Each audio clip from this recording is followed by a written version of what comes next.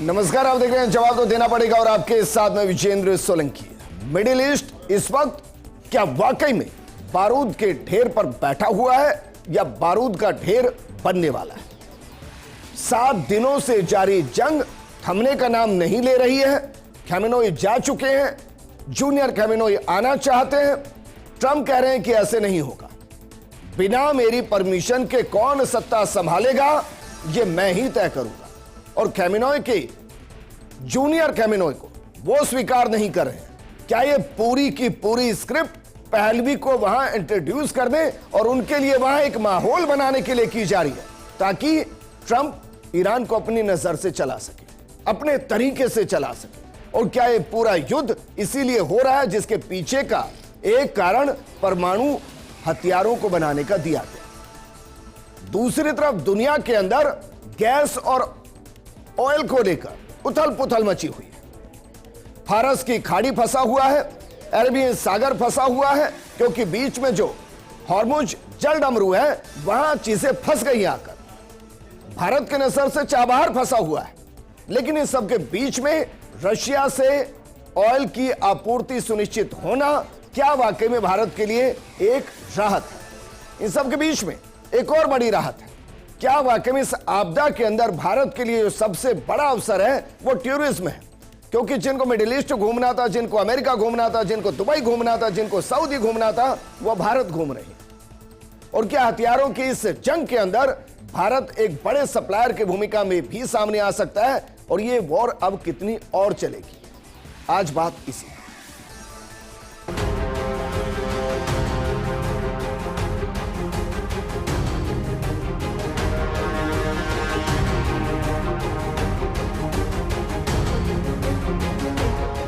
जब इस क्षेत्र में डिस्टरबेंस या डिसरप्शन होता है उसका सीधा असर ऑयल और गैस की सप्लाई पर पड़ता है।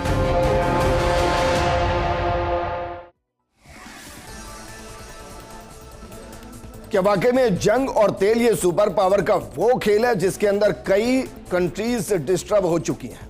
क्योंकि ईरान ही कह चुका है 20 कंट्रियों पर तो वो अटैक कर रहा है। और आप पूरे सिनेरियो को समझिए। क्या अमेरिका एक एक जगह जाकर आग को भड़काता है, वॉर की स्थिति पैदा करता है, अपना फायदा उठाता है और देश को छोड़कर निकल देता है? क्या यही ईरान के साथ हो रहा है? भारत पर इसका क्या इंपैक्ट होगा? जो भारत का शेयर बाजार है, जो मार्केट है, उस पर क्या असर होगा? उद्योगों पर क्या असर होगा? एक तरीके से शेयर बाजार में ब्लड बाथ है। लोगों का पैसा 30% कटआउट के साथ चल रहा है। यह रिकवरी आएगी नहीं आएगी? इस पर बात करने के लिए हमारे साथ मौजूद हैं रक्षा विशेषज्ञ कर्नल अनुपम जेटली जी, हमारे साथ मार्केट एक्सपर्ट सुनील गोयल जी हैं, विषय विशेषज्ञ हमारे साथ एकलव्य सिंह जी हैं और जियोपॉलिटिक्स के एक्सपर्ट विक्रांत सिंह जी हमारे साथ हैं। शुरुआत सुनील जी आपके साथ, क्योंकि कॉमन मैन को फर्क इससे पड़ता है कि भाई 2 पैसे वो कमाए और ना कमाए और उसकी जो सुविधाओं की चीजें हैं वो निर्बाध आपूर्ति होती रहे। दोनों नजरिए से समझाइए, ऑयल और गैस का शॉर्टेज भारतीय उद्योग को कितना इंपैक्ट डालेगा और शेयर बाजार में जो अस्थिरता बनी हुई है और जिसे हर दिन ब्लड बाथ के साथ ही ऑलमोस्ट बाजार बंद हो रहा है, इसमें रिकवरी कब से होगी? देखिए साहब, रिकवरी के बारे में अभी कहना बड़ा मुश्किल है क्योंकि बाजारों में दहशत का माहौल है।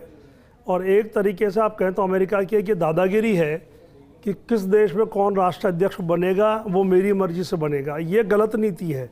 हम बोलते हो डेमोक्रेटिक कंट्री, मैं तो वैसा मानता हूँ शायद वो डेमोक्रेटिक कंट्री नहीं है, वो ट्रंप की कंट्री है। उन्होंने आज ऐसे माहौल पैदा कर दिए पूरी धरती के ऊपर कि पूरी धरती पे कोई भी देश अपने आप को सुरक्षित नहीं समझ रहा, भले वो नाटो का मेंबर क्यों ना हो। यानी फ्रांस भी अब इस स्टेज पर आ गया कि मुझे अपनी सुरक्षा करनी है। जहाँ तक सवाल आता है भारत सरकार का, भारत सरकार बहुत शांति और धैर्यपूर्वक शांत चलो की नीति पर काम कर रही है। और मेरा ऐसा मानना है कि जो व्यक्ति धैर्यपूर्वक काम करता है उसको धैर्य का फल मीठा जरूर मिलता है। हमारी इंडियन इकोनॉमी में आज के डेट तक कोई डेंट है नहीं। जो भी बाजार गिरा, आज जैसे 1200 पॉइंट बैंक निफ्टी 1300 पॉइंट और गिरी है, तो ब्लैक फ्राइडे हुआ है। और हमेशा ब्लैक मंडे ब्लैक फ्राइडे होता है, मैं पिछले 40-45 साल से देखता भी आ रहा हूँ। लेकिन ये भी तय कि जिस दिन ये बाजार की ये स्थितियाँ सुधरेंगी, और सुधरेंगी कब? जिस दिन ये अमेरिका चुपचाप बैठ जाएगा। मेरा ये मानना है कि 1953 में ईरान का जब वॉर हुआ था तो अमेरिका को मुंह की खानी पड़ी। अफगानिस्तान लेटेस्ट उदाहरण है जी। अमेरिका जीतने वाला नहीं है, ये बिल्कुल मेरा ऐसा मानना है कि 5-7 दिन में ईरान कोई ना कोई ऐसा कड़ा स्टेप लेगा, या तो वो बहुत कंट्रोल्ड वो एक अपना कोई बैलिस्टिक मिसाइल छोड़े, या वो कंट्रोल न्यूक्लियर अटैक करे। ईरान हार मानने वाले देशों में से नहीं है, ये हम सब लोगों को मान लेना चाहिए। अटैक कहां से करेगा सब उसके पास अपने सिस्टम है मौजूद, वो कुछ भी करेगा, चाहे वो इनके नौसेना के जो अड्डे पोत जो पानी में तैर रहे हैं वहां गिराए, क्योंकि ईरान ने इस टाइम सारे पड़ोसी देश जो समर्थक देश थे उसके, उनके भी जाके ब्लास्ट इसलिए किया क्योंकि वहां उसको सपोर्ट मिला था। अमेरिका के एयरबेस जो वहां पर है, जिन जिन ने अमेरिका को एयरबेस दिया, अटैक किया। बिल्कुल। मेरा सवाल आपसे ये था कि ऑयल और गैस को लेकर जो डिस्टर्ब भारत के अंदर हुआ उसका कितना इंपैक्ट आ सकता है, और हमारे पास पैरेलली चैनल्स कौन कौन से देखो जहां से आपूर्ति करें? इम्पैक्ट तो पिछले एक हफ्ते में आ चुका। हमारा बाजार ऊपर से कई कई शेयर तो 20 और 30% तक गिरे हैं, इंडेक्स 5-5% तक अलग अलग गिरे हैं, वो इम्पैक्ट हम खा चुके हैं। जहां तक नया डेवलपमेंट है, हमको रशिया से वापस, वो कहते हैं ना, अमेरिका ने अपनी चौधराहट को दिखा दिया कि आप रशिया से 1 महीने के लिए तेल और ले सकते हो, तो वो तो नहीं किया था, तो भी ले लेते हम लोग। तो हमारे लिए ऑयल और गैस की बहुत ज्यादा दिक्कत नहीं है। भारत ने कभी ये कहा ही नहीं कि भाई हम तेल नहीं ले रहे, नहीं लेंगे, बिल्कुल। इंडिया की पॉलिसी हमेशा शांत चलोरे की रही है, वो किसी से दुश्मनी मुंह से बोल के नहीं मानता, लेकिन अपना काम आराम से कर रहा है। कल भी हमारे पुरी साहब का स्टेटमेंट था कि हमारे पास 50 दिन का ऑयल गैस के रिजर्व मौजूद है और हमें घबराने की कोई जरूरत नहीं है। पीयूष गोयल जी अपने काम पे लग रहे हैं, जयशंकर जी ने आज ही मीटिंग की है, लगभग सारे देशों के कोई ना कोई राष्ट्रीय अध्यक्ष मोदी जी से बिल्कुल संपर्क में है, उनसे कोई ना कोई बातचीत चल रही है, FTAs भी हो रहे हैं। तो इंडिया बिल्कुल एक सुपर पावर बन के अलग तरीके से काम कर रहा है। एक स्टेज आएगी जब अमेरिका को भी मोदी जी को पूछना पड़ेगा, मोदी जी ये रायता बिखर गया, समेटना कैसे। मैं ऐसा मानता हूँ शायद कि वो दिन दूर नहीं है कि मोदी जी को फोन करे ट्रंप की, रायता बिखर गया, भाई बताओ, मोदी जी अपने समेटना नहीं आता, तो कहीं मोदी जी इसको समेटने में लगे रहे। मोदी जी रायता तो समेट देंगे सर। हाँ, मेरा मानना ये अच्छे है, रिलेशन उनके बाकी देशों के साथ है, वहां उनको सब सुनेंगे, ये तो लगभग तय है। अनुपम जेटली जी, मैं एक आंकड़ा देख रहा था सर, अमेरिका को हर दिन का 8,000 करोड़ के आसपास का नुकसान हो रहा है, ईरान को 3 लाख करोड़ से ऊपर का नुकसान हो चुका है, 1300 से ज्यादा कैजुअलिटी हो चुकी है, 20 से ज्यादा देश इन्वॉल्व हो चुके हैं। क्या ये वर्ल्ड वॉर नहीं है?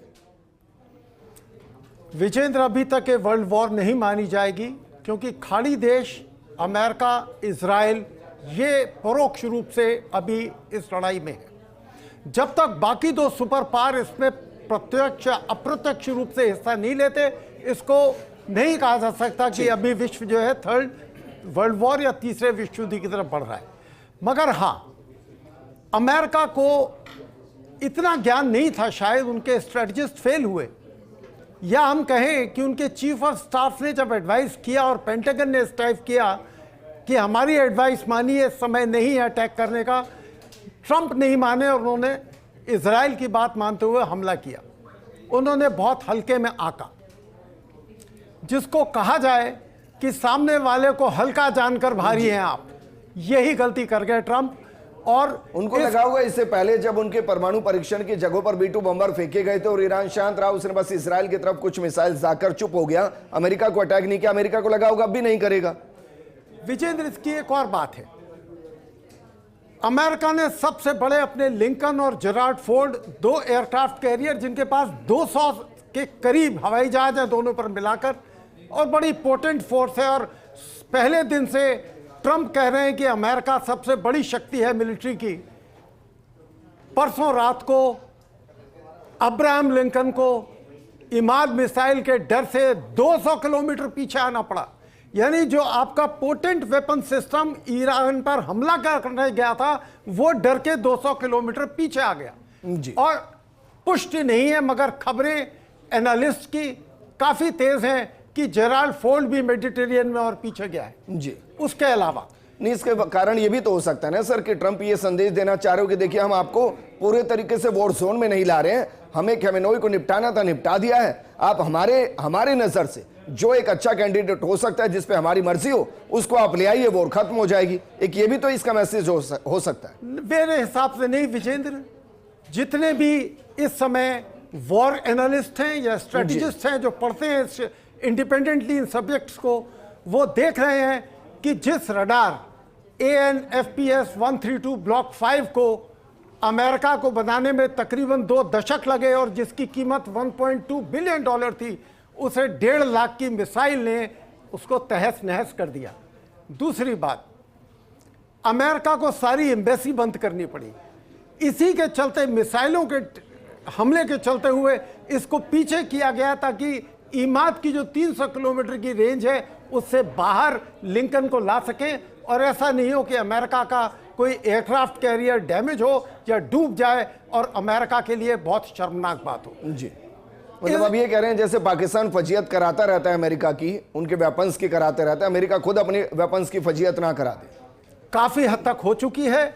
और अभी जो खबर आई है कल रात की, एक हर्मिस 900 ड्रोन जो है इजराइल का, वो एयर में हाईजैक कर लिया ईरान ने। तो आप सोचिए कि ईरान की इस समय ECM और इलेक्ट्रॉनिक काउंटर मेजर की काबिलियत क्या है। इसमें से रिकॉर्ड था, MQ-90 भी था, MQ-90 इजराइल का MQ-90 भी था, बिल्कुल, जिसको उन्होंने मार गिराया।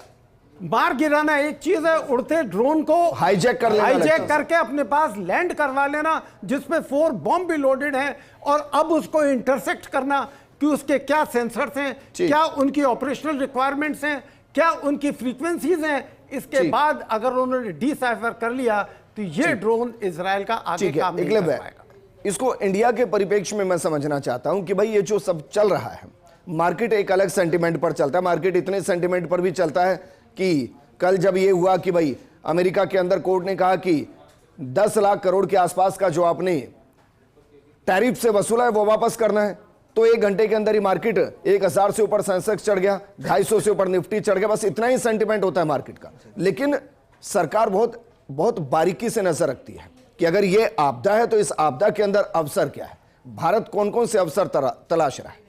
देखिए विजेंद्र जी, मुझे लगता है कि इसको समझने के लिए एक बात समझनी पड़ेगी कि प्रधानमंत्री मोदी जी के प्रधानमंत्री बनने के पहले और बाद में हमारी विदेश नीति में क्या अंतर आया है। आज से मोदी जी के आने से पहले हम प्राइमरीली या तो अलाइनमेंट की या नॉन अलाइनमेंट की बात करते थे। आज भारत एक मल्टी अलाइनमेंट की एक तरह से स्ट्रैटेजी फॉलो करता है, जिसमें कि भारत US, चीन, मिडिल ईस्ट, ग्लोबल साउथ सबसे इंगेज करता है, लेकिन किसी पर भी निर्भर नहीं होता। भारत अपनी ट्रेड को ऐसे समय में भी पुश करने के लिए UK, EU, ऑस्ट्रेलिया, UAE जैसों से FTA साइन कर चुका है। FTA यानी फ्री ट्रेड एग्रीमेंट्स। इसके अलावा Bharat Japan, France, Australia, Canada जैसे मिडिल पावर्स से भी नेगोशिएट करते रहता है और उनसे संबंध स्ट्रेंथन करता है ताकि वो एक बैलेंस ऑफ पावर बना सके। इसके साथ में विजेंद्र जी देखिए कि भारत जिस तरह से एक ग्लोबल साउथ में जो भारत एक क्रेडिबल आवाज बनते जा रहा है, उसको सारी दुनिया एक इस तरह से देखती है कि भारत एक ब्रिज है डेवलपिंग कंट्रीज और डेवलप्ड कंट्रीज के बीच में, तो उसकी एक क्रेडिबिलिटी है इस चीज को लेके। आप देखेंगे कि ऐसे ग्लोबल कॉन्फ्लिक्ट्स में जब जैसे कि हम देख रहे हैं कि मार्केट इंस्टेबिलिटी होती है, ट्रेड इंस्टेबिलिटी होती है, ऑयल प्राइसेस पर्टिकुलरली, ऐसे समय पे भी भारत अपने रिस्क को मिनिमाइज कर पाता है और जिसे कहते हैं ना अपनी अपॉर्चुनिटी को मैक्सिमाइज कर पाता है। तो ये सब के अलावा आप देखिए कि जो अमेरिका के साथ भी जो संबंध है विजेंद्र जी, इसमें भी समझना पड़ेगा कि जैसे अमेरिका ने कहा तो था कि हालांकि विजेंद्र जी आप भी जानते हैं कि आज तक कोई ब्लैक एंड व्हाइट में कोई इंक्ड डॉक्यूमेंट नहीं है फ्री ट्रेड डील को लेके, लेकिन फिर भी अमेरिका ने जो बात कही थी कि भाई भारत अब रूस से तेल नहीं खरीदेगा। सच्चाई क्या है कि भारत आज भी उससे लगभग 1 मिलियन बैरल्स पर डे खरीद रहा है और आज भी भारत के क्रूड ऑयल इंपोर्ट्स में सबसे बड़ा किसी का शेयर है तो वो रशिया का ही है, लगभग 30% के आसपास। इसके अलावा एक ये भी मुझे लगता है कि समझना बहुत जरूरी है कि अभी अमेरिका ने कहा कि भाई 30 दिन की और मोहलत देते हैं, 4 अप्रैल तक आप रूस से तेल खरीद सकते हैं। वो ऐसा नहीं है कि खुद ही अपने चेहरे में आईने में चेहरा देकर खुद से ही बात कर रहे होते हैं। देखिए और इधर से रिएक्ट नहीं करना, इसको आप कूटनीतिक तौर पर कैसे देख रहे हैं? देखिए विजेंद्र जी, इसमें क्या है कि थोड़ा सा ना डोनाल्ड ट्रंप की सिचुएशन को भी समझना पड़ेगा। आज वो ईरान के साथ वो क्या मिलिटरीली क्या सिचुएशन फेस कर रहे हैं, अभी कर्नल अरुण जेटली जी ने बताया, लेकिन उसके अलावा आप इकोनॉमिकली भी देखिए कि जो उन्होंने जो टैरिफ्स लगाए थे, आज सुप्रीम कोर्ट ने ही उसको ओवररूल कर दिया है। नया निर्णय ये आया है कि उनको वापस भी पे करना पड़ेगा। ट्रंप को वहां का कोर्ट नहीं समझ पा रहा, ट्रंप को वहां की सेनेट नहीं समझ पा रही, ट्रंप को वहां के लोग नहीं समझ पा रहे हैं, ट्रंप को हो सकता है ट्रंप खुद भी नहीं समझ पा रहे हो, तो हम उस पर क्या ही बात करें। हम उस पर नहीं बात कर सकते, लेकिन हम एक बात कर सकते हैं कि आज की सिचुएशन में भी जो एक नया डेवलपमेंट है विजेंद्र जी, आज ईरान ने कहा है कि जो स्ट्रेट ऑफ हॉर्मुज है वो चीन और भारत के लिए हमारी तरफ से कोई तकलीफ नहीं होगी और वो जारी रहेगी। तो भारत एक तरह से अपने ऑल्टरनेट उसने इंतजामात तो कर ही रखे हैं, लेकिन ये जो बेसिक प्रॉब्लम जहां पे है वो भी अभी के लिए भारत को वहां से कोई समस्या नहीं। लेकिन अमेरिका को तो दिक्कत होगी ना, वहां से जब चाइना को सप्लाई जाएगी तो 80% वहां का सारा क्रूड ऑयल तो चाइना जाता है, भारत इतना थोड़ी ना आता है, दिक्कत होनी चाहिए वहां पर।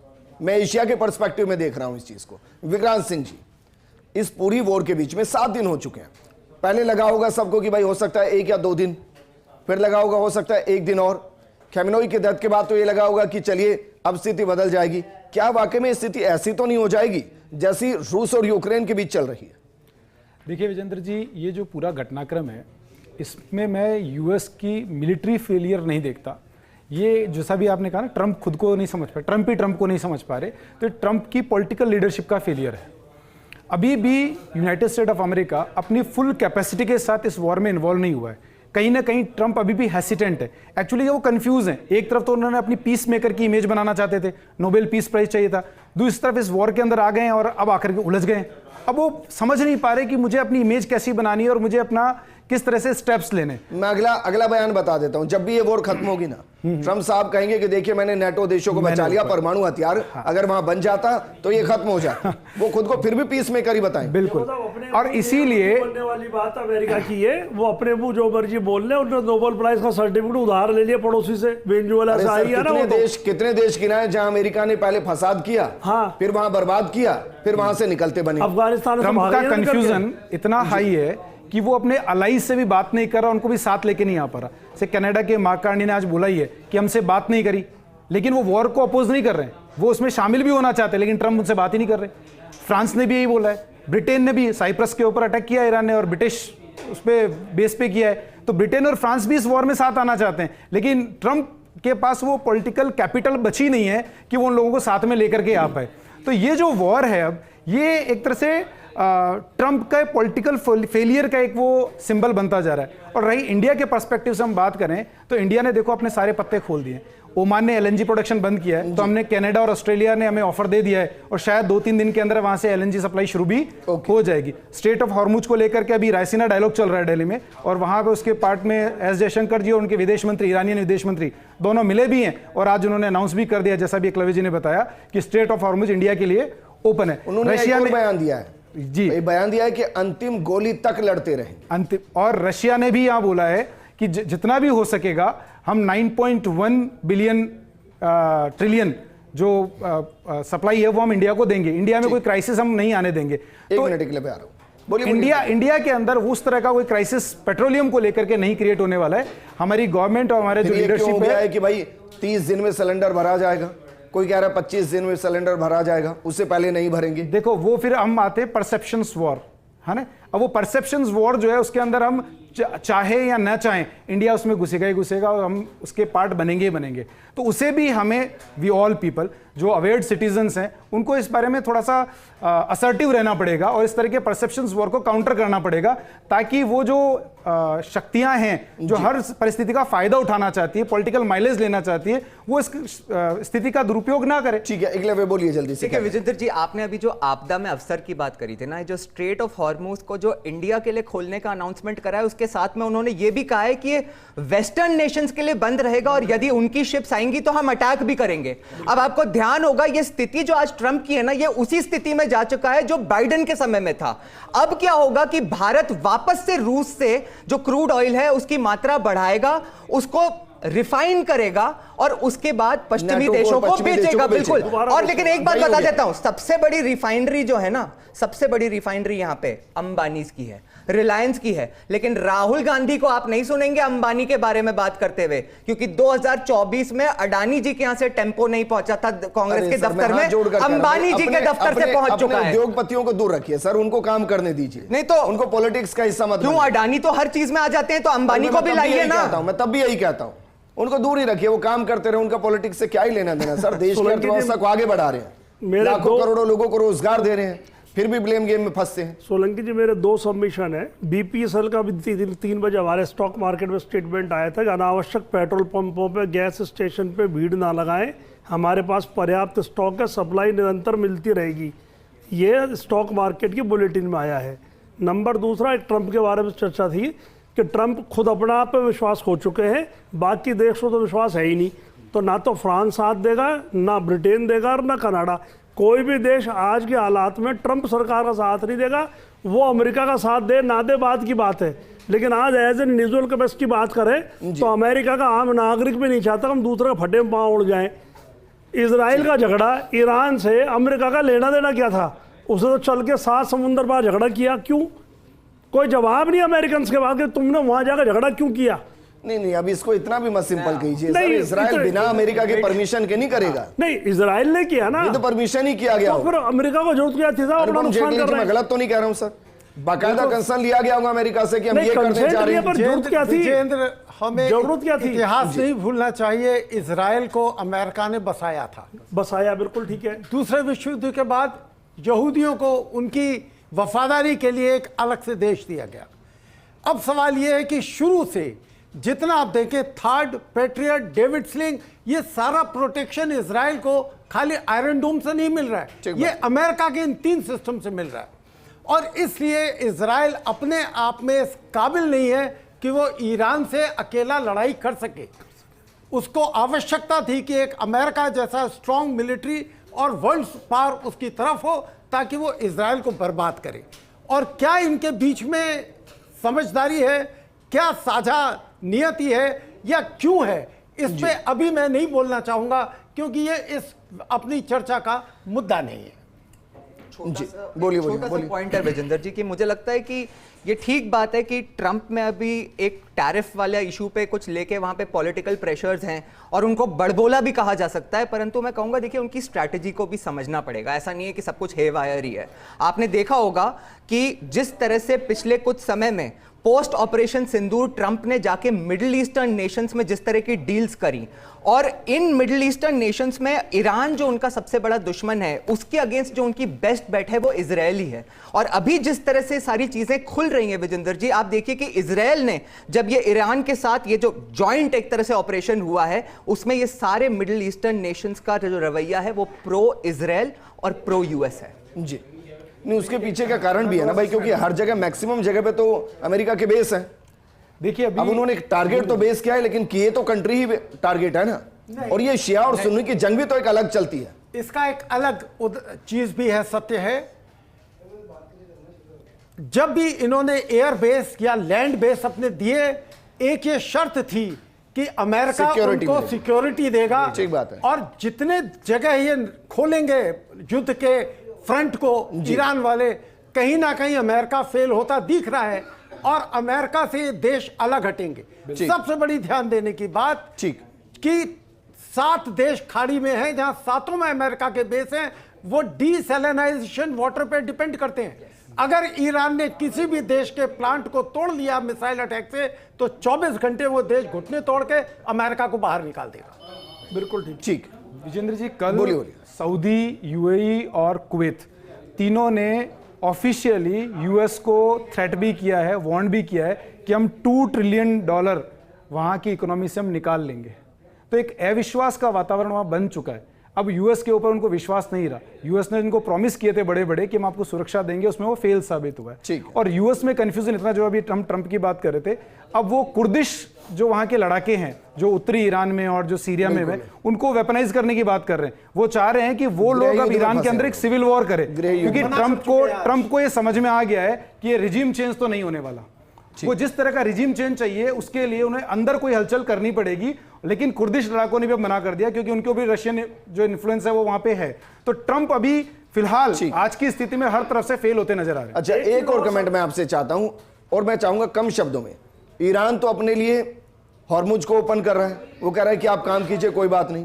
तो ये तो दोस्ताना हो गया ना सर। भारत के साथ उसके रिश्ते अच्छे हैं, फिर भारत के अंदर वो कौन है जो छाती पीट पीट कर कह रहे हैं कि भारत उनके साथ नहीं है? देखिए, भारत के अंदर वो जो लोग हैं ना, वो बड़े कंफ्यूज है, उनको कंफ्यूज किया भी जा रहा है। मैं कल एक जगह देख रहा था, जो शिया समुदाय है उनका जो नेतृत्व करता है वो इराक के अंदर है ना, वो ईरान में नहीं है।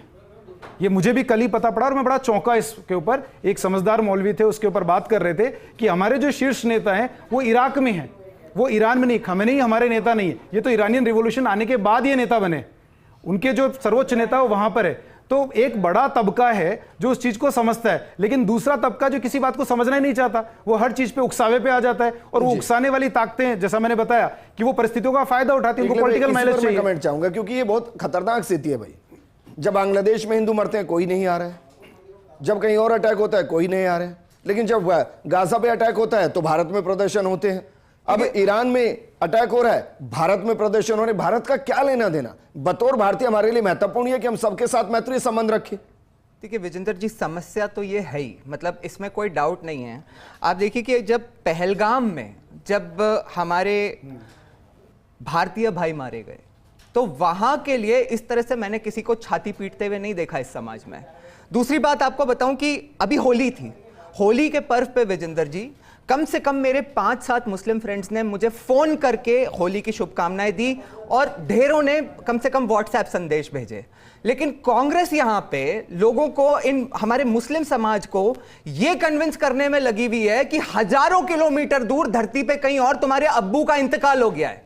अरे भाई, क्या लेना देना है एक मतलब जो क्या हमारा जो राष्ट्र हित है वो क्या मुस्लिम्स का भी वही हित नहीं है? तो मैं तो समझता हूं कि सबसे पहले भारत है और यहां जो अपने आप को नहीं है। देखिए एकलव्य, कोई किसी को किसी का अब्बू कहे उससे वो अपना अब्बू नहीं मानेगा जब तक कि वो खुद ना माने कि मेरा अब्बू है।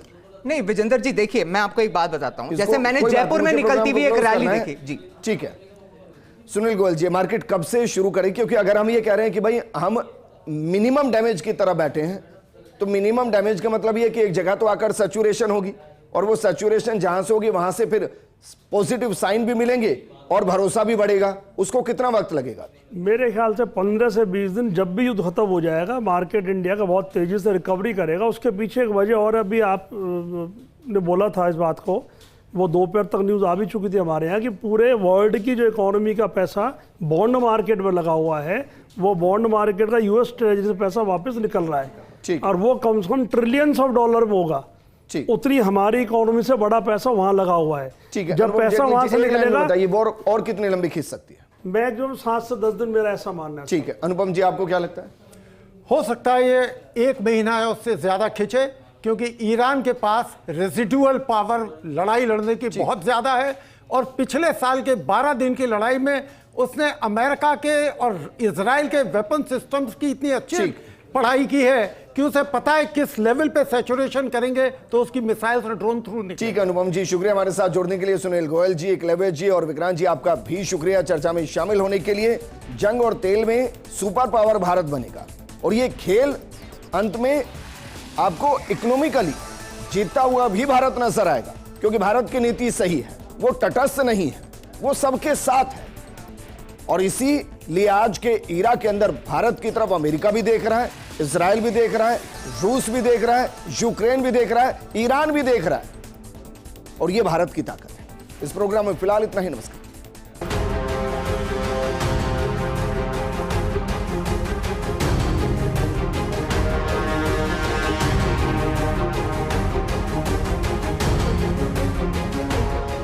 जब इस क्षेत्र में डिस्टरबेंस या डिसरप्शन होता है, उसका सीधा असर ऑयल और गैस की सप्लाई पर पड़ता है।